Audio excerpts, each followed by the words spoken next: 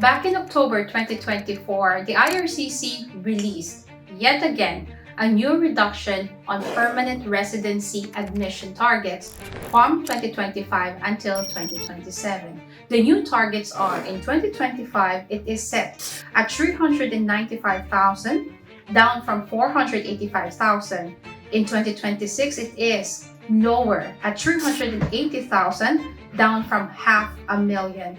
In 2027, it is set at 365,000. 40% of this PR admissions from 2025 until 2027 will come or will go to applicants who are already inside Canada looking for PR, and the rest will go to those who are outside the country. Now, these targets are actually divided into 4 major or broad categories. And these broad categories are: 1, the French-speaking admissions outside of Quebec; 2, economic pathway; 3rd is the family reunification pathway; and 4th is the refugee and asylum seekers. If you will look at this table, majority of PR admissions from 2025 until 2027 will come from economic immigration.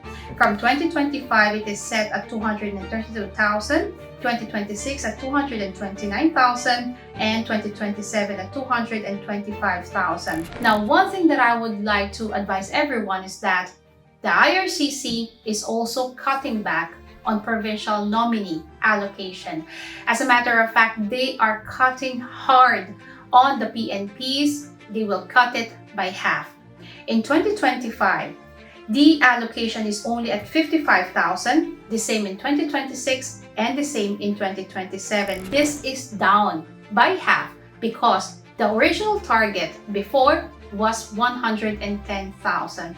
Could you imagine these provinces clamoring for invitations, and therefore even more important for you to look for a job right now, even if you are still studying, and most especially if you are a spouse of an international student, because you are the person who will be the pathway between being a work permit holder for your family to being a permanent resident. And if you are looking for a job, I urge you guys, go to questjobs.online. We have created this portal to make your lives easier, to make your job hunt easier, and to make your journey of landing a job in Canada as effective, as efficient, and as comprehensive as possible. If you will look at questjobs.online, we have categorized every single job posting into the most possible PR pathway, together with the tagging on whether an international applicant is eligible to apply on a certain job, or a PGWP, a holder or a work permit holder. All of these are available in the portal. We will also provide you a free Canadian CV the moment you avail the free trial of the portal. That's questjobs.online. In the middle of these cutbacks and lower targets, there is one major economic pathway that is actually seeing an increase on allocation. This is the Federal High Skilled Migration Program. This program has got 3 major pathways. These are the Federal Skilled Worker Program, the Federal Skilled Trades Program, and the Canadian Experience Class. Of all these 3 programs, these are managed on a federal level. Therefore, if these 3 pathway are managed on a federal level, it means that you do not need a provincial nomination. You do not need help from any government, any province, to give you 600 points in order for you to be invited, because the federal government will look at your express entry profile, look at your CRS score, and if your score is high enough, then you get the invitation. In the last 6 months, the lowest score for CRS is at 430. Let's have a bird's eye view of these 3 main federal high-skilled economic pathways. The Federal Skilled Worker Program is a scoring system wherein you must score 67 out of 100. But, and this is a crazy thing, you do not necessarily need to have a job offer.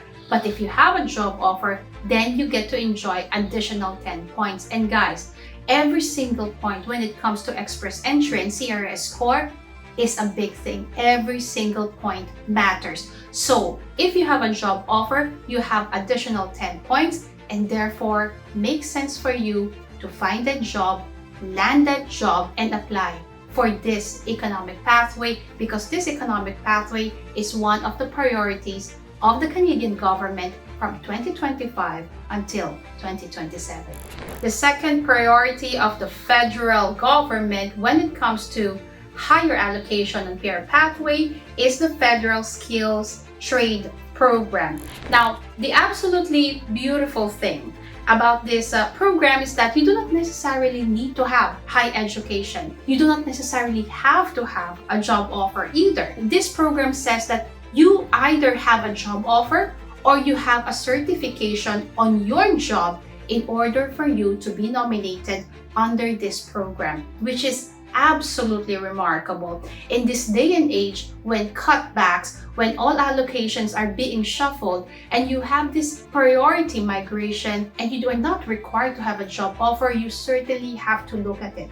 Now, one thing is that it is not easy to be certified in Canada if you do not have the experience in Canada. That's one.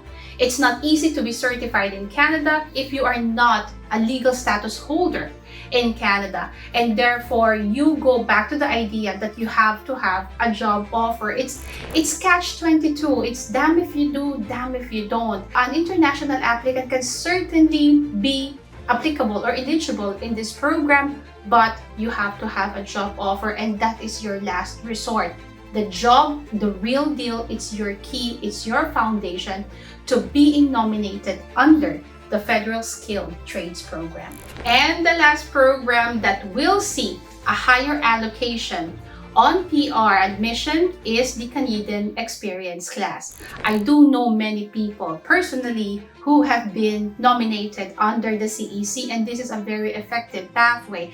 The CEC essentially does not necessarily require the applicant to have a job when he or she applies for PR, but as the title suggests, you have to have a Canadian experience. And how do you have a Canadian experience? You have to work in Canada legally. You have to have a work permit, and therefore the CEC really is more of a pathway for those who are the spouses of international students or those who are already under post-graduation work permit, as well as temporary foreign workers. So to wrap this video up, provincial nomination programs are seeing or will see a cutback of 50% lower than the original allocation from 2025 until 2027. There are lower peer allocation right now from 2025 until 2027 in general.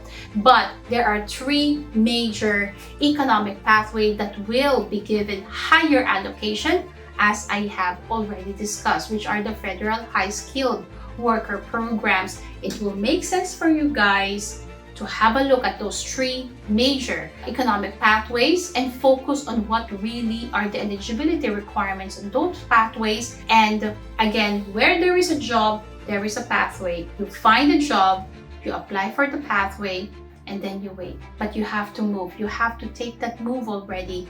Visit our website, questjobs.online.